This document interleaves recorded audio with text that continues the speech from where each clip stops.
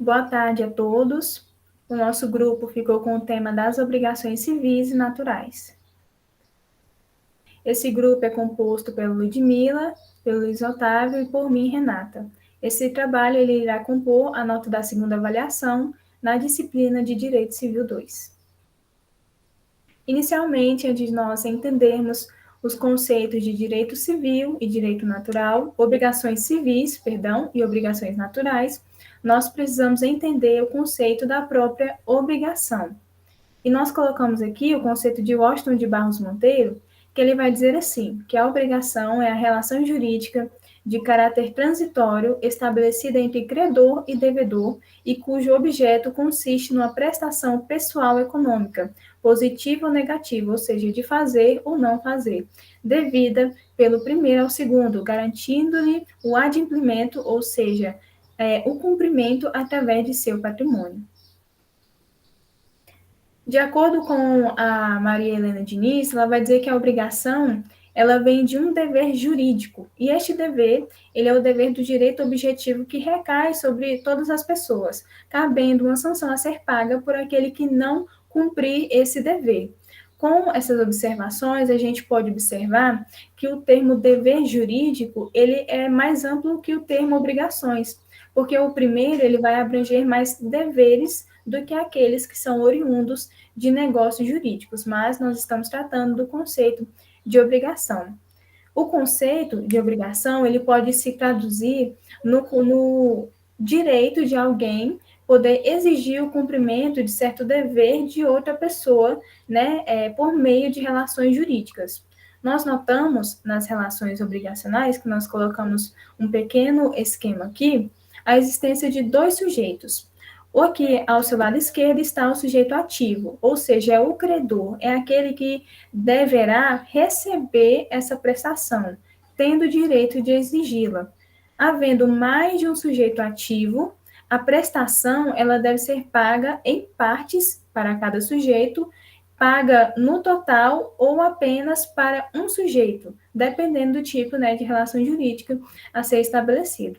O outro sujeito à sua direita, como você pode observar, é o sujeito passivo, ou seja, é o devedor, é a quem deve ser cobrada essa prestação, tendo que dar, né, fazer ou não fazer algo em atenção ao interesse de outra pessoa. Havendo mais de um sujeito passivo, poderá haver a prestação parcial, né, ou total de cada sujeito, e de apenas também um devedor, dependendo da relação jurídica a ser estabelecida.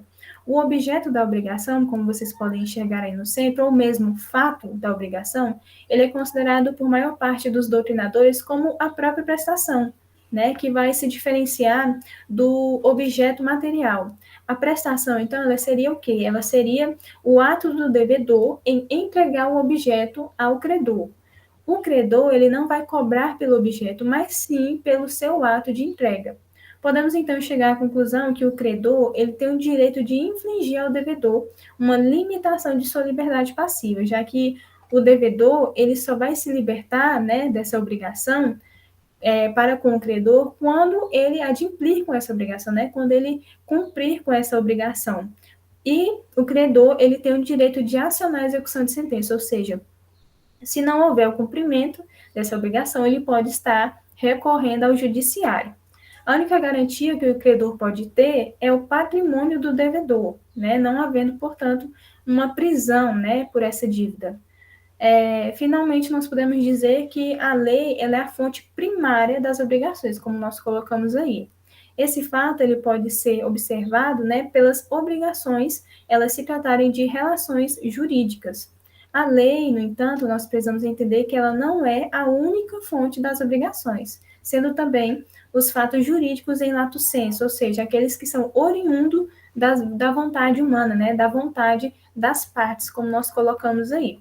Os fatos jurídicos, eles dão origem ao direito subjetivo, que cria a relação jurídica, trazendo consigo a fonte primária, que é a lei.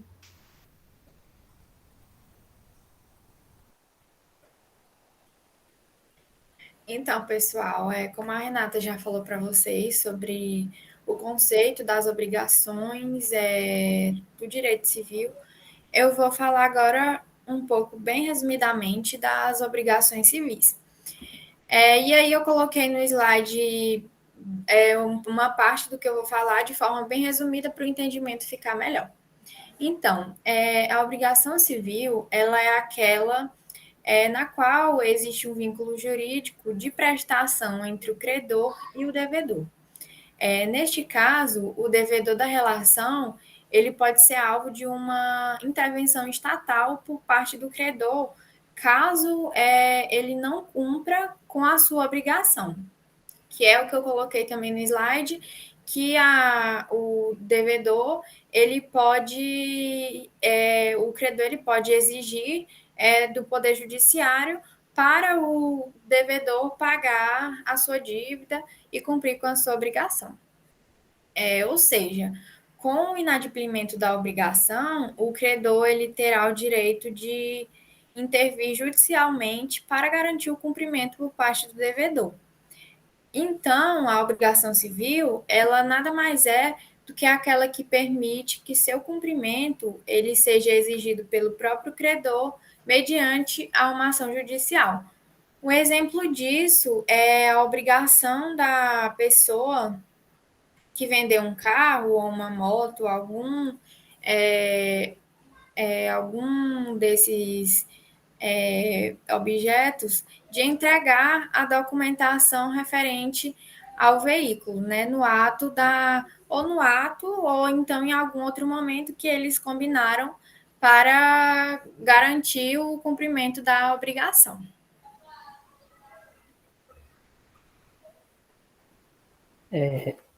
Bom, eu agora vou falar sobre as obrigações naturais e as suas características. As obrigações naturais são aquelas em que as prestações elas não são judicialmente exigíveis, ou seja, há um vínculo entre o credor e o devedor, mas esse vínculo não é dotado de coercibilidade. Ele não consegue ser exigido de forma judicialmente. Também é importante ressaltar que, diferente da obrigação moral, na obrigação natural, que é essa que eu estou falando, ela não há liberdade, pois o cumprimento dela é considerado um adimplemento. Na obrigação natural também, ele diz que o credor ele não pode exigir o pagamento, assim como também o devedor ele não pode exigir a devolução do seu investimento por arrependimento. Então, neste caso, o objeto ele ficará nas mãos do credor como título de pagamento e não como título de liberdade.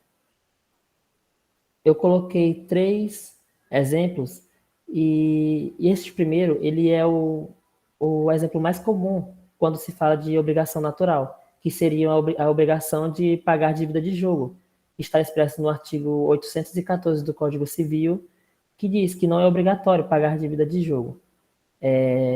O segundo seria a obrigação de pagar dívida prescrita, e o terceiro seria a obrigação de dar gorjeta.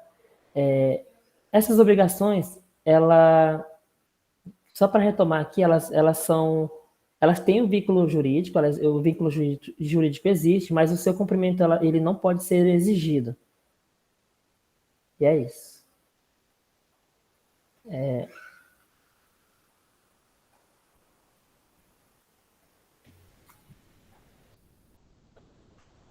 Bom, então por aqui encerramos a nossa apresentação e desde já agradecemos a você pela sua atenção.